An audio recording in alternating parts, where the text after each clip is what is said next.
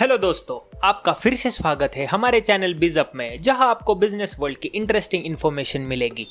आप देख ही रहे होंगे आपके अराउंड सिचुएशन कैसी है। लॉकडाउन के कारण बहुत सारे बिजनेसेस और स्टार्टअप के डेली एक्टिविटीज में एक बड़ी रुकावट आई है। इसके कारण बिजनेसेस लॉस फेस कर रही है और ग्लोबल इकोनॉमी पे इसका इम्पैक्ट दिखाई दे रहा है। बट ऑन ब्राइट साइड काफी सारे कंपनीज है जिन्होंने इस प्रॉब्लम से वे फाइंड करके अपने बिजनेस को एक्सपांड किया।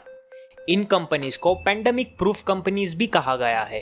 पर कौन से बिजनेसेस ने लॉस फेस किया और कौन से बिजनेसेस ने प्रॉफिट कमाया, जानने के लिए आज का वीडियो जरूर देखना, क्योंकि आज हम आपको कोरोना वायरस का बिजनेस के ऊपर हुए इम्पैक्ट के बारे में बताएंगे। चलिए शुरू करते हैं।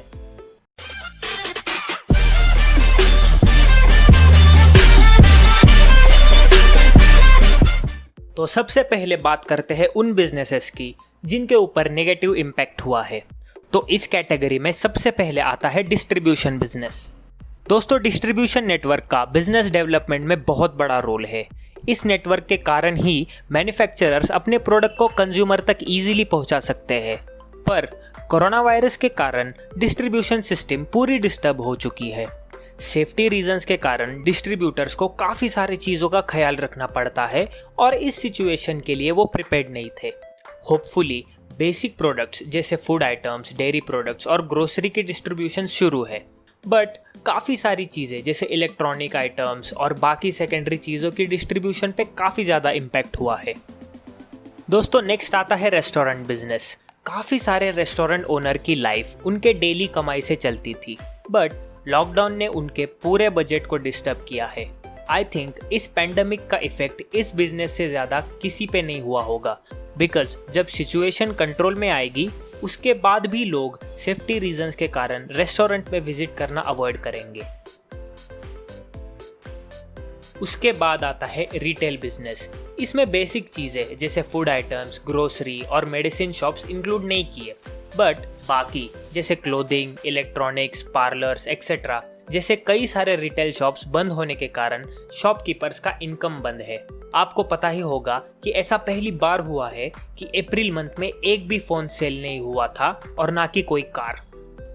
दोस्तों, अगला आता है ट्रैवल इंडस्ट्री।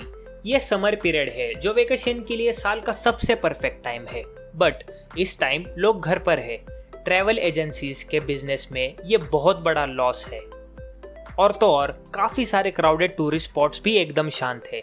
इसका इम्पैक्ट गवर्नमेंट पर भी हुआ है, बिकॉज टूरिज्म से गवर्नमेंट को अच्छा खासा इनकम मिलता है। प्लस पब्लिक ट्रांसपोर्ट बंद होने के कारण और बुरी तरह से अफेक्ट कर रहा है। और फिर आता है एंटरटेनमेंट बिजनेस। काफ़ी सारे मूवीज, प्रोजेक्ट और सीरीज का शेड्यूल पोस्टपोन हुआ है। अब इसका फेमस सेलिब्रिटी पर कोई ज़्यादा इफेक्ट नहीं हुआ होगा, बट काफ़ी सारे छोटे आर्टिस्ट और एम्प्लॉयज़ पे बहुत बड़ा इम्पैक्ट हुआ है। बीच में ऐसी न्यूज़ भी आ रही थी कि पैसे ना होने के कारण टीवी आर्टिस्ट सुसाइड कर रहे हैं, बट होपफुली कुछ सेलिब्रिटीज अपने लेवल तक दूसरों की हेल्प कर रहे हैं और हम इस चीज़ को अप्रिशिएट करते हैं। और भी बहुत सारे बिजनेसेस हैं जिस पर कोरोना वायरस का बुरा इम्पैक्ट पड़ा है, जैसे मैन्युफैक्चरिंग हब्स, सर्विस सेंटर और बाकी शॉप्स जो इंक्लूड नहीं किए। पर अब बात करते हैं उन बिजनेसेस की जिन्होंने इस लॉकडाउन का बहुत एडवांटेज उठाया। इन कंपनीज में से कुछ ऑब्वियस थे, बट कुछ कंपनीज ने स्ट्रेटजी लगा के अपने प्रॉफिट्स कमाए। तो सबसे पहले आता है फार्मास्यूटिकल कंपनीज। कोरोना वायरस के कारण लोग हेल्दी लाइफस्टाइल चूज कर रहे हैं, जिसमें वो अपने घर और सराउंडिंग को क्लीन रख सके और खुद को बाहर के जर्म से प्रोटेक्ट करने के लिए जो कुछ भी कर सकेंगे वो करेंगे। इसके बाद भी लोग हेल्दी लाइफस्टाइल ही फॉलो करेंगे, और ये बात ध्यान रखते हुए इन्वेस्टर्स ने फार्मा कंपनीज में इन्वेस्ट किया। यहाँ आप सिप्ला का परफॉर्मेंस देख सकते हो, कैसे अप्रैल के बाद स्टॉक की वैल्यू राइज कर रही है। दोस्तों, फिर आता है video telephony companies. Work from home एक नया ट्रेंड बन चुका है और उसमें इन कंपनीज ने बहुत बड़ा रोल प्ले किया है। वीडियो कॉन्फ्रेंसिंग के हेल्प से आज बहुत सारे कंपनीज मीटिंग ले रही है। इन सब में से मेजर एडवांटेज जूम ने लिया। ऑलमोस्ट सभी जिन्हें वीडियो कॉन्फ्रेंसिंग करना था उन्होंने जूम यूज करना शुरू किया। लेटर गूगल और माइक्रोसॉफ्ट ने भी अपने वीडियो टेलीफोनी प्लेटफॉर्म को प्रमोट किया। जूम पैंडेमिक प्रूफ कंपनी का बेस्ट एग्जाम्पल है। तो थर्ड आता है ऑनलाइन स्ट्रीमिंग प्लेटफॉर्म्स। मोस्टली घर पे होने के कारण लोग टाइम स्पेंड करने के लिए कुछ ना कुछ ढूंढते रहते हैं। यहाँ इन प्लेटफॉर्म्स ने इस बात का एडवांटेज उठाया। नेटफ्लिक्स को 16 मिलियन न्यू साइनअप्स मिले। ZEE5 की भी अमेजिंग ग्रोथ देखने को मिली। आपने नोटिस भी किया होगा कि टीवी पर इन प्लेटफॉर्म्स के ऐड की फ्रीक्वेंसी बढ़ गई है, बिकॉज यूजर्स अट्रैक्ट करने का यही एक राइट टाइम है।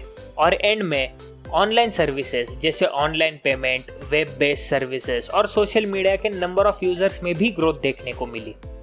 ओवरऑल कंक्लूजन में ये देखने को मिलता है कि जिस भी बिजनेसेस में फिजिकल इन्वॉल्वमेंट ज़्यादा है, जैसे कि डिस्ट्रीब्यूशन सिस्टम्स, उन्होंने काफ़ी लॉस फेस किया है। बट जिनके बिजनेस ऑनलाइन सर्विसेज बेस्ड था, उन्होंने अच्छा खासा प्रॉफिट कमाया।